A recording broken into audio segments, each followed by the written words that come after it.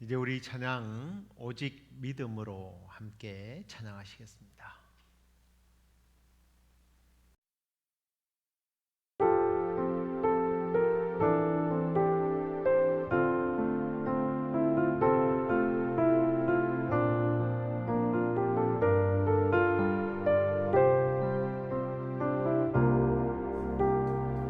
세상 흔들리고 사람들은 변하여도 나는 주를 섬기리.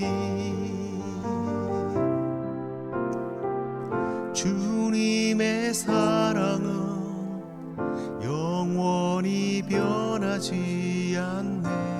나는 주를 신뢰해. 오직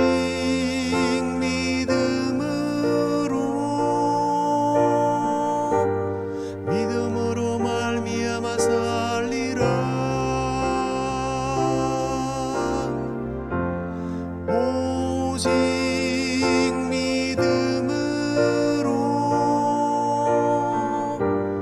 믿음으로 내가 살리라.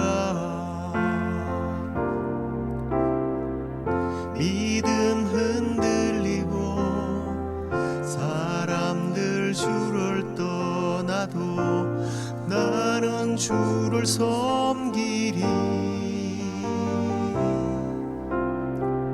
주님의 나라는 영원히 쇠하지 않네.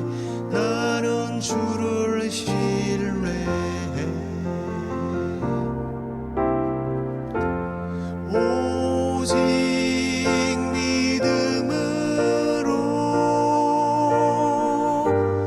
믿음으로 내가 살리라. 오직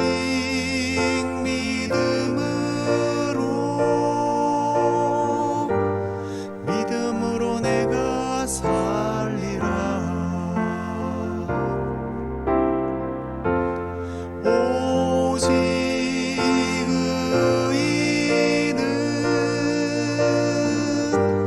믿음으로 말미암아 살리라. 오직 의인은 믿음으로 말미암아 살리라. 오직 의인은 믿음으로 말미암아 살리라.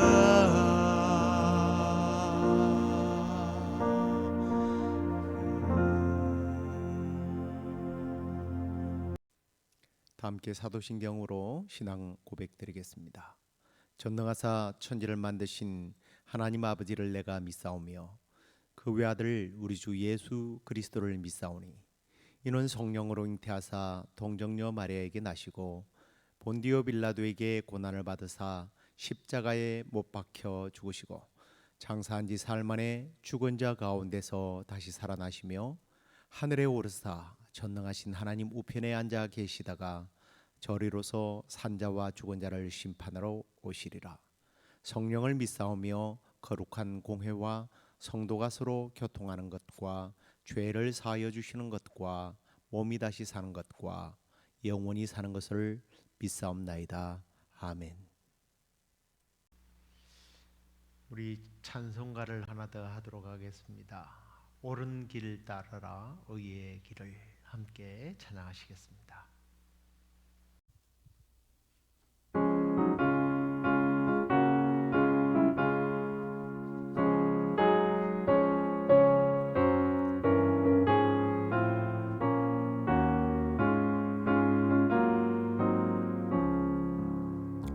옳은 길 따르라 의의 길을 세계 만민의 참된 길.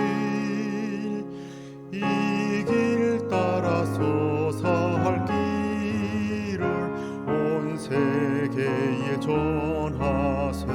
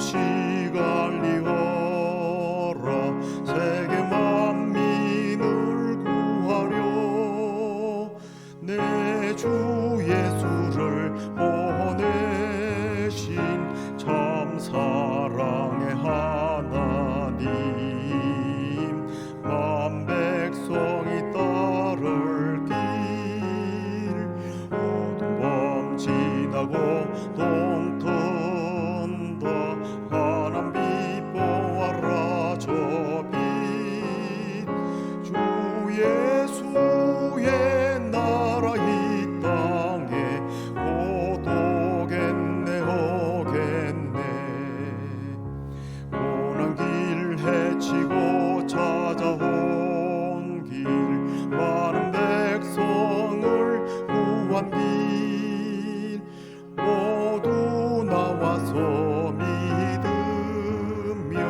온 세상이 마침내 이 진리에 살겠네 어두운 밤 지나고 동 튼다 환한 빛 보아라 저 빛 주 예수의 나라 이 땅에 곧 오겠네 오겠네.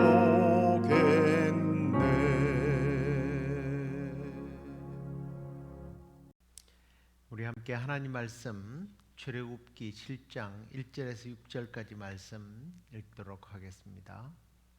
여호와께서 모세에게 이르시되 볼지어다 내가 너로 바로에게 신이 되게 하였은즉 내 형 아론은 내 대언자가 되리니 내가 내게 명한 바를 너는 내 형 아론에게 말하고 그는 바로에게 말하여 그로 이스라엘 자손을 그 땅에서 보내게 할지니라. 내가 바로의 마음을 강팍해 하고 나의 표징과 나의 이적을 애굽 땅에서 많이 행하리라마는 바로가 너희를 듣지 아니할 터인즉 내가 내 손을 애굽에 더하여 여러 큰 재앙을 내리고 내 군대 내 백성 이스라엘 자손을 그 땅에서 인도하여 낼지라. 내가 내 손을 애굽 위에 펴서 이스라엘 자손을 그 땅에서 인도하여 낼 때에야 애굽 사람이 나를 여호와인 줄 알리라 하심에 모세와 아론이 여호와께서 자기들에게 명하신 대로 곧 그대로 행하였더라. 아멘. 오늘은 이제 7장에서 10장까지 있는 그 재앙들을 함께 나누게 될 것인데요. 첫 번째 재앙부터서 9번째 재앙까지만 나누도록 하겠습니다. 여러분들이 이제 집에서 출애굽기 11장, 12장을 다음 주에 한번 좀 읽으시면 말씀을 듣는데 조금 더 도움이 될 것 같아요. 자, 오늘은 재앙이 주는 교훈, 첫 번째 재앙부터서 9번째 재앙까지 그 재앙이 주는 교훈들을 우리가 함께 나누고자 합니다. 우리 하나님의 성품에 대한 이야기들을 많이 합니다만 우리 하나님의 성품이 불순종하는 아이를 아주 버릇없는 버르장머리 없는 아이를 굉장히 부드러운 방법으로 다루는 정말 뭐라고 그래야 되나요? 할아버지 할머니 같은 분으로 생각하시면 안 됩니다. 우리 하나님은 우주의 왕이십니다. 그분께서 말씀하실 때에 백성들은 일어서서 그분의 말씀에 경청하고 순종해야 합니다. 만약 백성들이 고집스럽게 하나님을 거부하게 되면 그때는 하나님의 진노의 대상이 될 뿐이라는 것을 우리는 알아야 합니다. 우리가 오늘 함께 다루는 이 7장에서 10장까지 내용이 바로 그 부분을 잘 설명해 주고 있습니다. 바로는 거룩한 왕이신 하나님께 반기를 드는 쪽을 선택했기 때문에 온 우주의 왕이신 하나님의 진노의 표인인 10가지 재앙을 받게 되죠.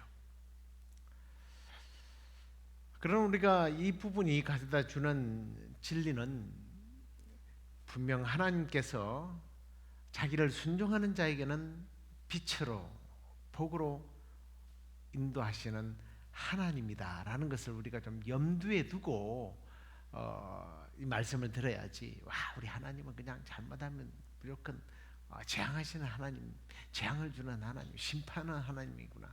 거기에 초점을 맞추면 안 된다는 사실을 좀 여러분들이 기억하면서 말씀을 들었으면 좋겠습니다.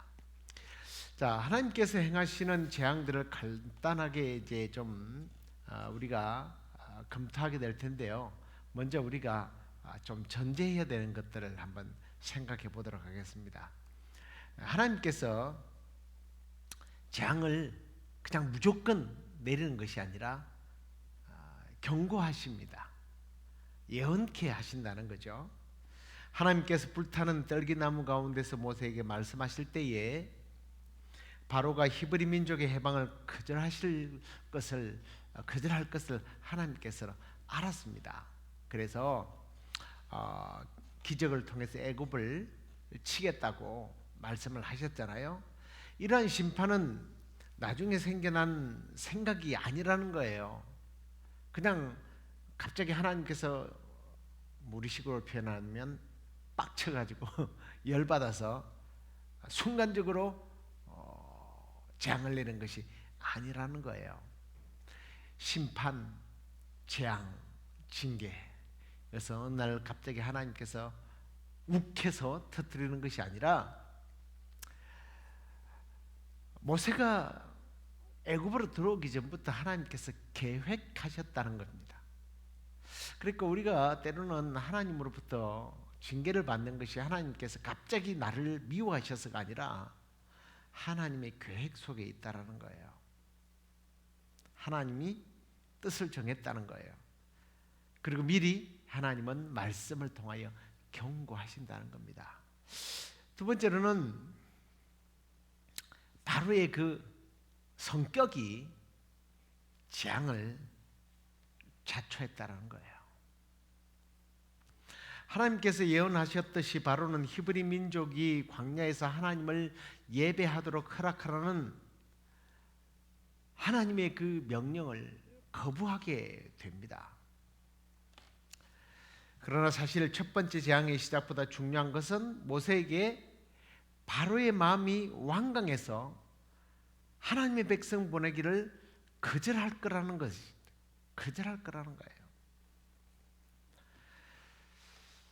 바로의 그 뿌리 깊은 반항심 때문에 하나님의 심판을 더욱더, 이건 뭐라고 그래야 됩니까? 불 붙는데 기름을 부은 격이라고 그래야 되나요? 하나님께서 그냥 바로가 너무 미워서 처음부터 그렇게 한 것이 아니라 바로의 그 성품이, 그 인간성이, 그 잘못된 신앙이 결국은 화를 초래했다는 겁니다. 우리의 성품을 한 번 더 뒤돌아볼 필요가 있죠. 그 다음에 이건 참 재미난 부분인데요. 모세가 하나님께 질문을 하면서 하나님께서 갑작스럽게 좀 갑작스럽게라기보다는 재앙을 앞당기는 것을 보게 됩니다. 하나님께서 모세에게 바로에게로 들어가서 다시 히브리 백성을 해방시켜라, 그렇게 명령을 하자 모세가 하나님께 출애굽 1장 30절에 보면 질문을 해요. 나는 입이 둔한 자인데 어떻게 바로가 내 말을 듣겠습니까? 하고 하나님께 묻습니다. 그러니까 하나님께서 좀 더 대화를 이어나가기보다는 몇 마디를 하신 다음에 바로 재앙을 내리기 시작하신다는 거예요. 저는 이 말씀을 좀 관찰을 하면서 갑자기 우리의 말과 행동들, 우리 그리스도인들의 말과 행동이 얼마나 중요한 것인가를 새삼 생각해 보았습니다.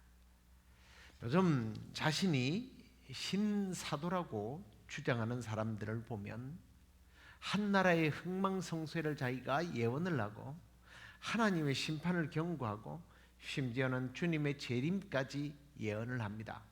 아니 그날과 그 시는 예수님도 모른다고 그러는데 감히 자기가 재림을 예언할 뿐만 아니라 심지어는 한 나라의 흥망성쇠를 예언을 합니다. 얻어 걸리기를 기대하고 자기가 예언자라고 뜨고 싶은 욕망 때문에 그러는 것 아닐까요? 저는 그런 사람들을 보면서 그냥 문어하고 똑같은 수준이거나 문어 무슨 문어인지 잘 아시죠? 월드컵 우승국을 알아맞추기 위해서 자기 그 구슬을 뽑는 문어하고 똑같아요. 인간과 문어와 어떤 수준이 비슷하다고 그러면 볼장 다 본 거잖아요. 그런 수준의 사람들이에요. 그런 극단적 사고를 지닌 사람들 때문에 혹은 자기를 내세우기 위해서 뜨기 위해서 그냥 얻어걸리기식의 예언을 해대는 사람들, 이런 사람들 때문에 하나님의 심판이 무서운 것이 아니라 웃기는 것으로 들려지게 된다는 거예요. 이건 심심해서 늑대가 나타났다고 소리쳤던 늑대 소년과 뭐가 다르겠습니까? 이런 시대에 우리가 살아가면서 우리의 말과 우리의 행동들이요 참 조심해야 됩니다. 감히 하나님의 심판과 하나님의 어떤 진노를 자기가 마치 하나님이 된 듯이 내뱉는 사람들의 이야기는 듣지 마십시오. 그런 사람의 기도는 듣지를 마세요. 멀리 하시기 바랍니다. 좋은 거 아니에요.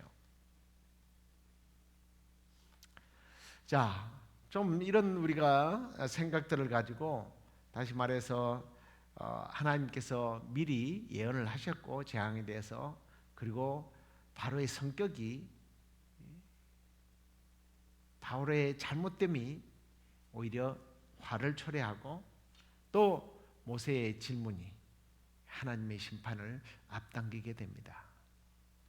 좀 이런 우리가 사고를 가지고 이제 첫 번째 재앙으로부터 9번째 재앙까지, 10번째 재앙은 워낙 중요하기 때문에 다음 주에 나누도록 하고요.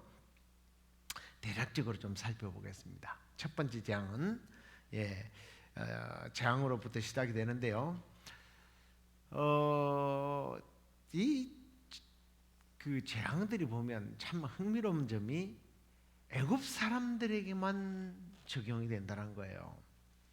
이것은 하나님의 편애가 아니라 한편으로 보면 하나님이 얼마나 하나님의 심판이 완벽한가를 보여주는 내용이라고 저는 확신합니다. 그리고 이 재앙들의 모두가 9번째 재앙까지를 보면 하나님은 바로의 마음을 이 재앙으로부터서 부드럽게 만드는 것이 아니라 오히려 더욱더 완악하게 만들더라는 거예요. 하나님에 대하여 불순종했고 회개하지 않았습니다.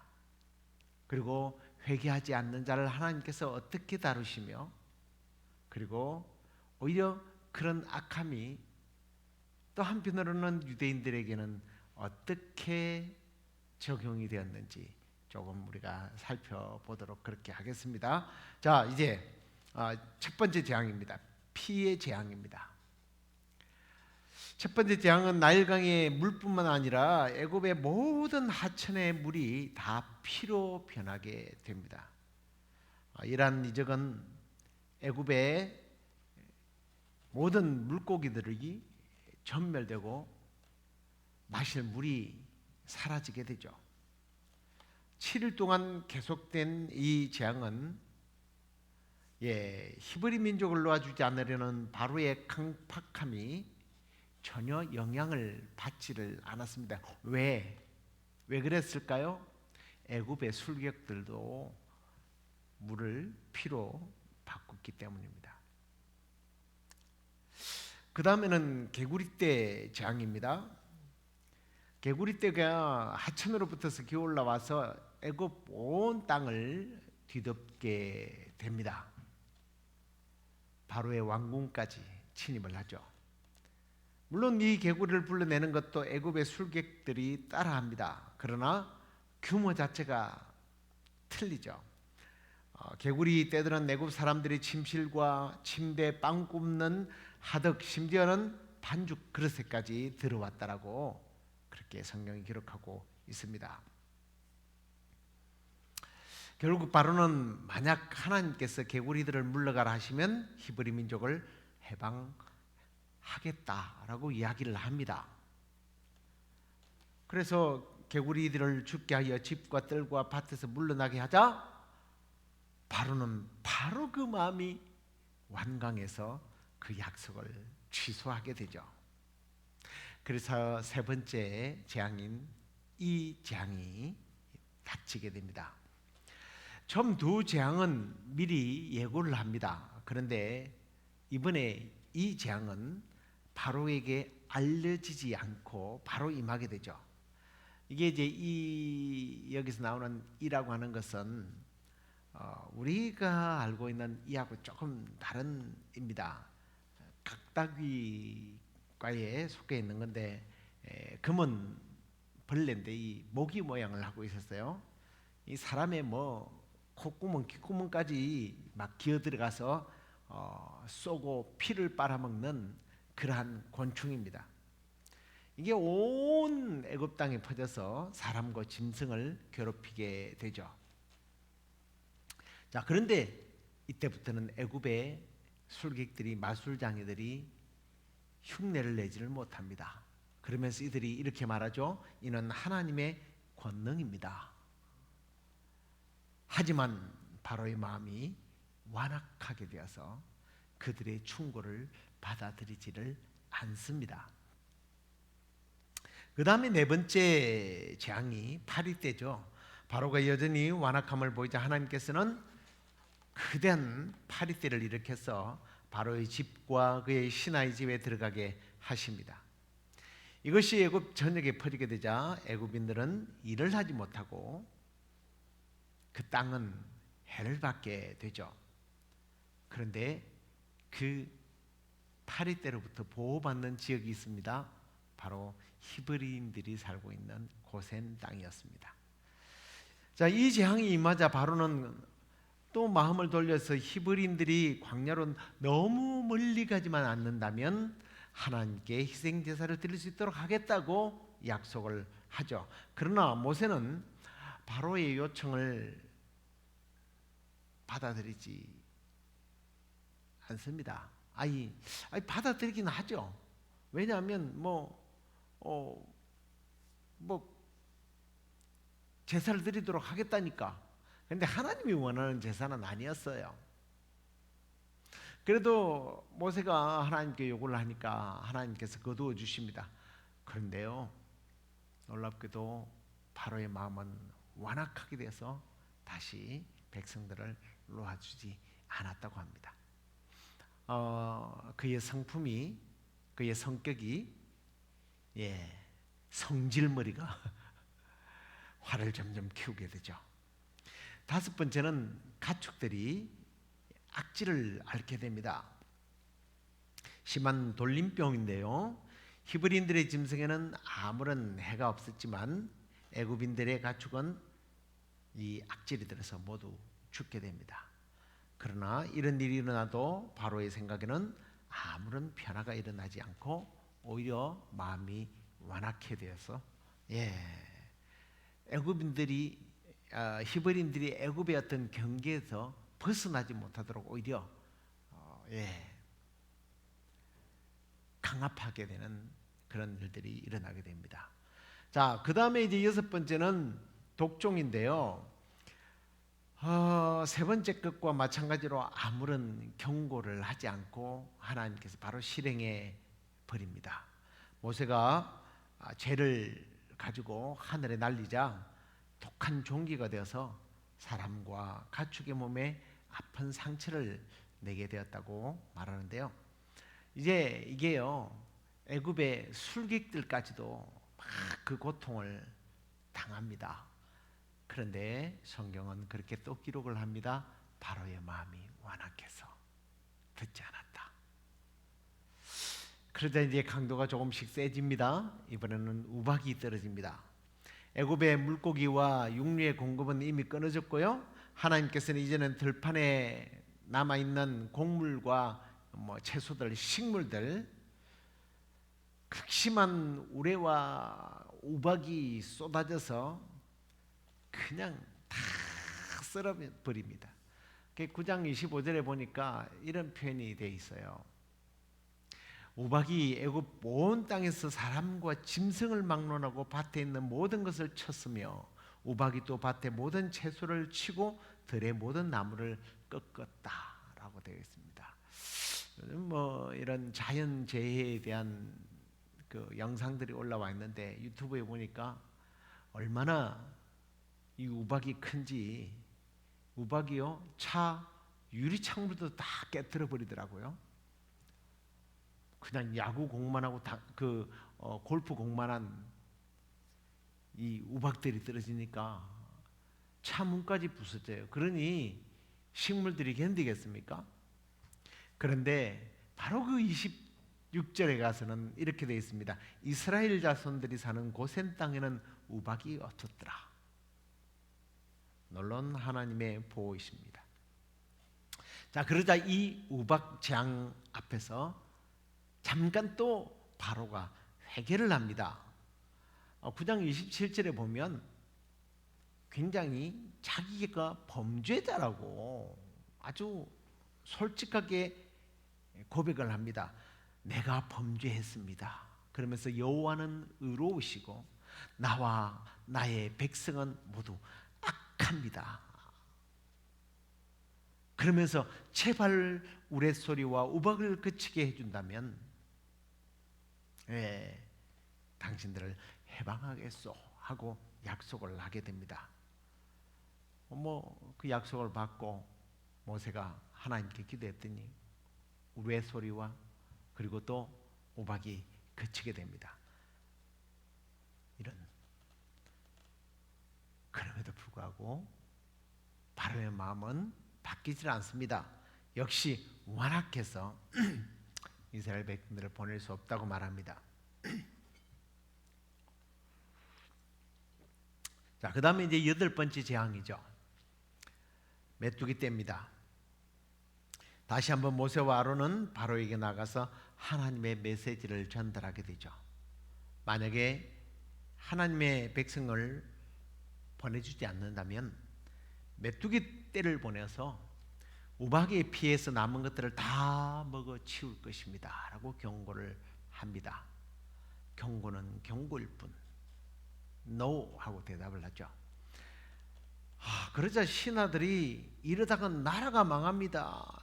제발 이들을 보내주세요 하면서 간곡하게 부탁을 하게 되죠. 그러자 바로가 이제 모세와 아론을 불러서 딜을 하게 되죠.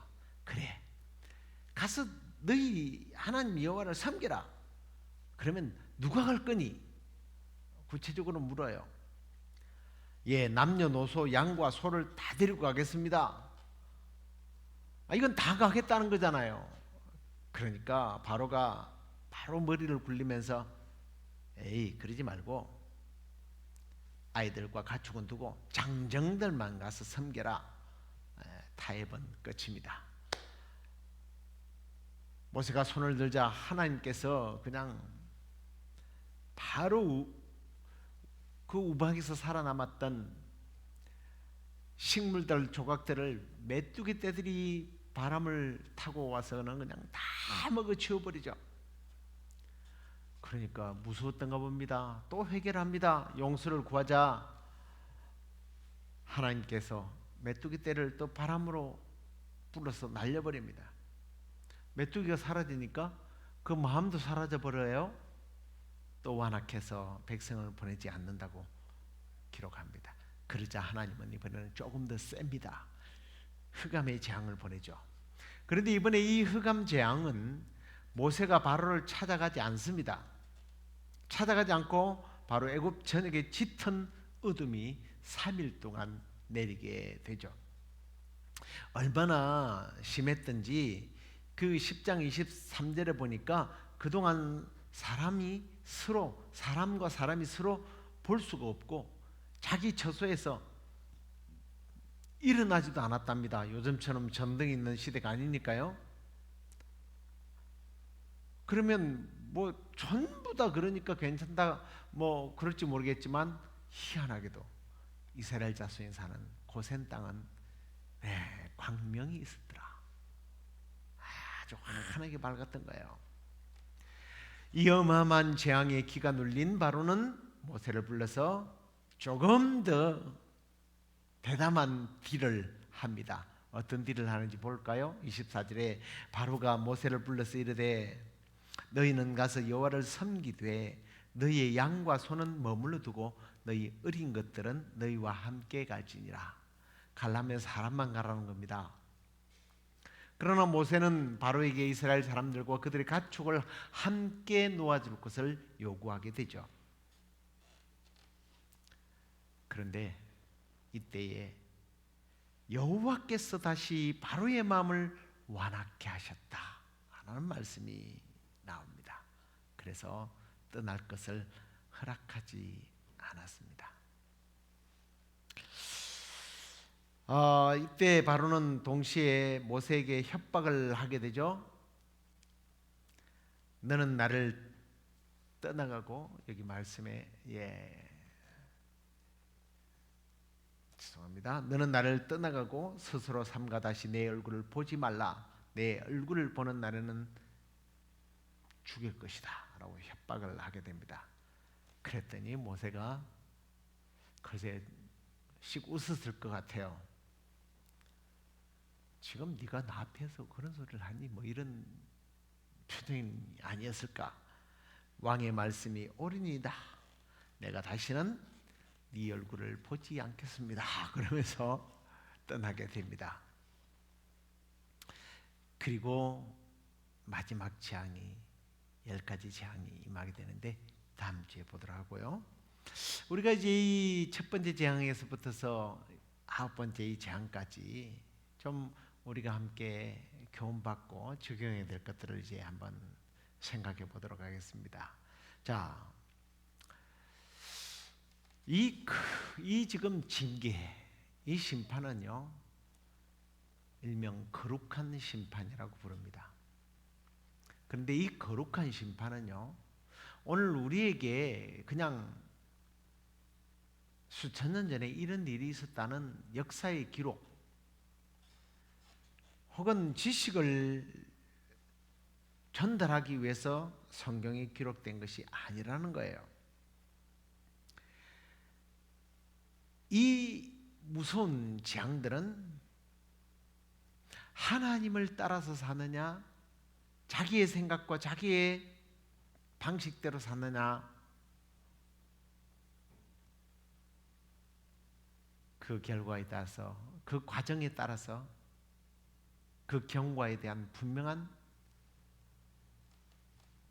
결론이 있다라는 겁니다. 과정이 있으면 결론이 있죠. 그래서 우리가 하나님을 따라야 살 길이 있다라는 것을, 하나님의 말씀대로 살아야 살 수 있다라는 것을 오늘 우리는 이 말씀을 통해서 배워야 한다는 거예요. 자, 무엇을 배워야 할까요? 첫 번째는 하나님께서 심판하실 때는요, 완전합니다. 완벽합니다. 실수하지 않습니다. 만약 여러분이 예수 그리스도를 구세주로 영접하지 않았다면 그것은 하나님께 대하여 대항하는 일입니다. 마음이 강팍하게 되는 일입니다. 마음이 완악한 거예요. 그런 사람은 하나님의 진노 아래 있다라는 겁니다. 하나님의 심판 나라에 있다라는 것을 명심하셔야 됩니다. 하나님께서는 지금도 정치적인, 경제적인, 또는 질병적인, 또 어떤 재해를 통해서 계속해서 너희들이 진노 아래 있다라는 것을 보여주고 계십니다. 우리의 잘못된 행위 그것만 바로잡는 것이 아니라 정말 내가 죄인이고 내가 예수 그리스도 없이는 살 수 없다는 사실을 우리가 고백하고 회개하고 예수 그리스도를 구주로 영접하지 않으면 분명히 하나님의 심판이 기다리고 있다는 것을 명심하시기 바랍니다.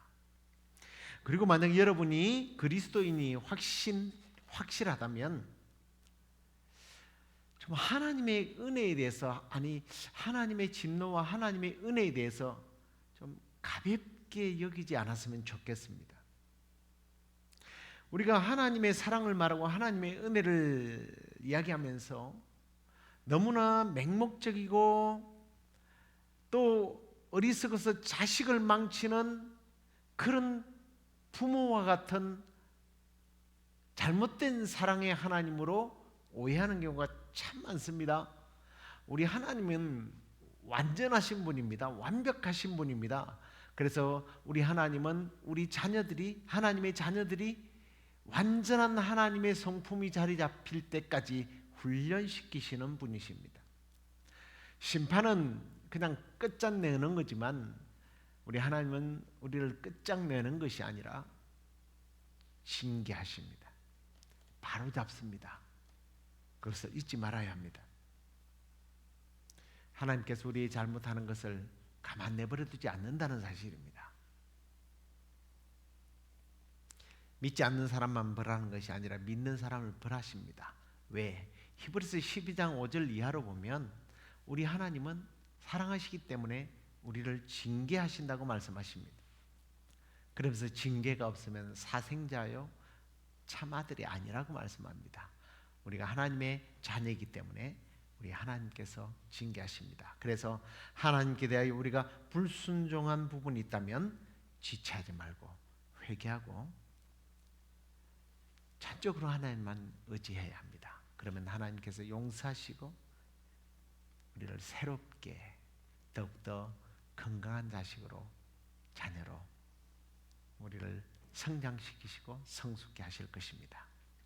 자, 그런데 우리가 이 사건을 또 보면서 우리가 하나 깨달아야 될 것이 있어요. 그게 뭐냐면 하나님은 자신이 아끼는 백성을 위하여 때로는 악인들을 더욱더 번성케 하고 악하게 하신다는 거예요.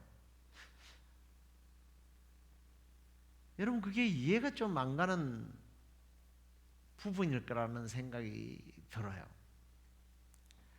오늘 하나님께서 바로에게 재앙을 내리시는데 이상하게 그 마음이 완악해서 듣지를 않습니다. 때로는 모세를 속이고 마음이 완악해졌어요. 그런데 제가 앞에서도 말씀드렸습니다만 9장 12절에 보면요, 매우 흥미로운 말씀이 있습니다. 하나님께서 바로의 마음을 완악하게 하셨다. 이 말씀은요 9장 12절에도 10장 20절과 27절에 보면 계속 2절만 하면 하나님께서 그렇게 말씀하셔요. 하나님이 바로의 마음을 완악하게 하신다. 11장에 가서도 또 완악하게 했다는 말이 나오는데요, 하나님께서 악인의 마음을 부드럽게 하셔야지 왜 더 악하게 만드실까? 그래서 악인들이 더 악해져서 내가 손해를 보고 있구나, 의인들이 손해를 본다라고 생각합니다. 아니요, 결코 그렇지 않습니다. 놀랍게도 그가 점점 악해지고 마음이 강팍하게 되어서 결국은 그 일로 인하여 더 큰 재앙들이 점점 재앙들이 커지게 되죠. 그리고 그 재앙의 끝이 첫 번째 난 자식들이 다 죽는 재앙이 옵니다. 그때야말로 완전히 두 손을 들죠. 그런데 그냥 항복 이루고 끝나는 것이 아니에요. 왜 악인을 더 악하게 만드셨는지 이 말씀을 보면 우리가 깨닫게 됩니다. 자, 12장 35절입니다. 이스라엘 자손이 모세의 말대로 하여 애굽 사람에게 은금, 배물과 의복을 구하매 여호와께서 애굽 사람들에게 이스라엘 백성에게 은혜를 입히게 하사 그들이 구하는 대로 주게 하심으로 그들이 애굽 사람의 물품을 취하게 됐다. 예. 악인이 더 악해짐으로 그 악함을 통해서 하나님의 사심이 드러나게 되고 결국은 하나님의 백성들에게 의인들에게 유익이 되도록 하셨다는 거예요.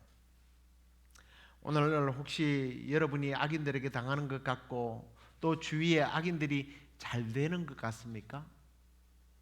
그래서 혹시 배가 아프세요? 배 아파하지 마십시오. 하나님께서 마지막 때가 되면 오히려 그 악인들의 것을 의인들에게 나누어 주신다고 말씀하십니다.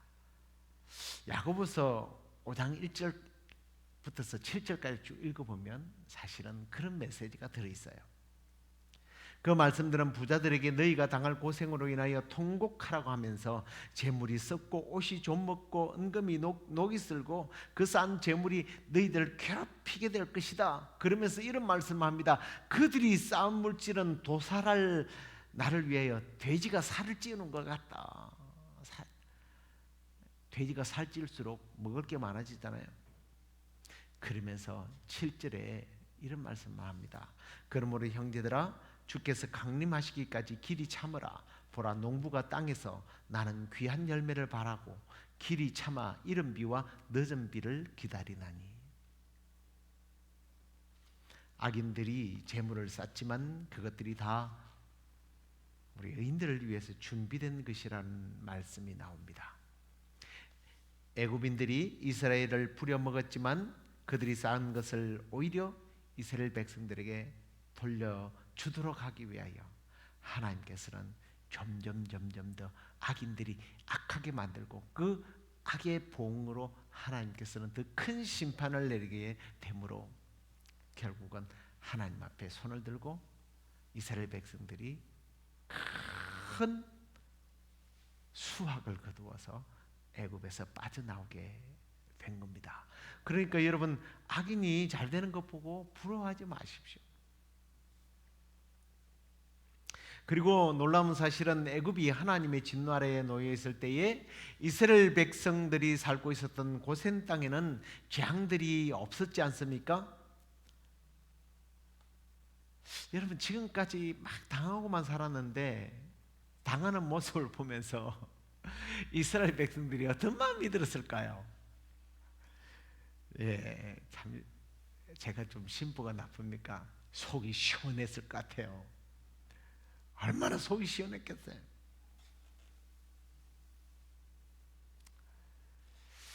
하나님의 은혜를 마음껏 즐기고 있었던 겁니다. 여러분 예수님께서 제자들에게 하신 이 말씀을 기억하십니까? 내가 그들에게 영생을 주노니 영원히 멸망하지 아니할 것이요 또 그들을 내 손에서 빼앗을 자가 없느니라. 우리는 하나님의 자녀예요. 우리는 예수님의 것이에요. 우리는 예수님으로부터 예수님 때문에 영생을 선물로 받았습니다. 예수님께서 나의 명예를 걸고 너희들은 빼앗기지 아니할 것이다.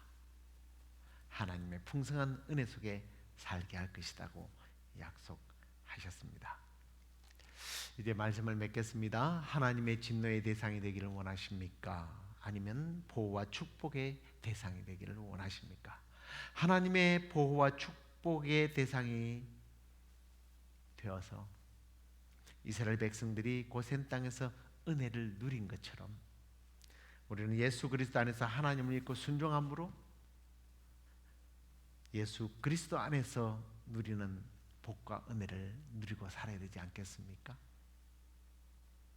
예수 그리스도 안에 있는 그 놀라운 부유하심을 누리기 위하여 여러분 우리 하나님만 바라보고 예수 그리스도를 바라보고 성령님께서 인도하시는 대로 순종하며 따라감으로 이 놀라운 복들을 누리게 되는 은혜가 있기를 주의 이름으로 축원합니다. 기도하겠습니다. 하나님 아버지 감사합니다. 우리가 전에는 진노의 대상이었고 하나님의 심판을 받을 수밖에 없는 죄인이었는데 예수 그리스도의 십자가의 공로로 우리가 구원받고 하나님께서 성령님을 통하여 우리의 마음에 감동을 주셔서 예수 그리스도를 믿게 하고 회개하고 하나님의 자녀가 되게 하시니 감사합니다. 아무도 내 손에서 뺏을 자가 없다 하신 우리 예수님의 보장으로 우리도 예수 안에서 이스라엘 백성들이 누렸던 고센 땅의 은혜의 복을 늘 누리며 살아가는 저희들 되게 하시고 우리의 마음이 완악해져서 바로처럼 하나님의 진노 아래 놓이지 않도록 주여 우리의 마음에 파수꾼을 세워주시고 성령님께서 늘 책망하여 주시고 은혜와 진리 안에서 살아가는 저희들 되도록 인도해 주옵소서. 주님, 우리 성원 형제가 사랑하는 아버님을 천국으로 보내고 온 가족들이 지금 마음에 많이 참 힘든 시간들을 보내고 있습니다. 우리 주 예수 그리스도께서 주시는 은혜, 그 위로가 그 가족들 가운데 넘치게 하시고 장례 절차 잘 끝마치고 또 건강이 좋지 못한 어머님을 먼 곳에서 이렇게 모시고 와야 하는데 오는 길 주께서 지켜주시고 인도해 주옵소서. 우리의 모든 묵상과 우리의 모든 기도 가운데 응답하실 하나님을 찬양하고 예수 그리스도 이름으로 기도드립니다. 아멘. 하늘에 계신 우리 아버지여, 이름이 거룩히 여김을 받으시오며 나라의 임하옵시며 뜻이 하늘에서 이루어진 것 같이 땅에서도 이루어지이다. 오늘날 우리에게 일용할 양식을 주옵시고 우리가 우리에게 죄 지은 자를 사하여 준 것 같이 우리의 죄를 사하여 주옵시고 우리를 시험에 들게 하지 마옵시고 다만 악에서 구하옵소서. 대개 나라와 권세와 영광이 아버지께 영원히 있사옵나이다. 아멘.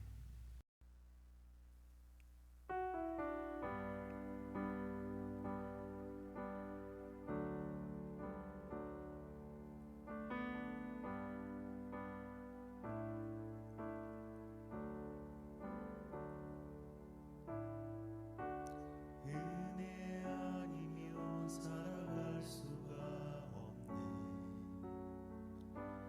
호흡마저도 다 주의 것이니 세상 평안과 위로 내게 없어도 예수 오직 예수뿐이네. 은혜 아니면 살아갈 수가 없네. 호흡마저도 다 주의 것이니 세상 평안과 위로 내게 없어도 예수 오직 예수뿐이네. 그 신괴회 다 볼 수도 없고 작은 고난에 지쳐도 주께 묶인 나의 모든 삶 버티고 견디게 하시네. 은혜 아니면 살아갈 수가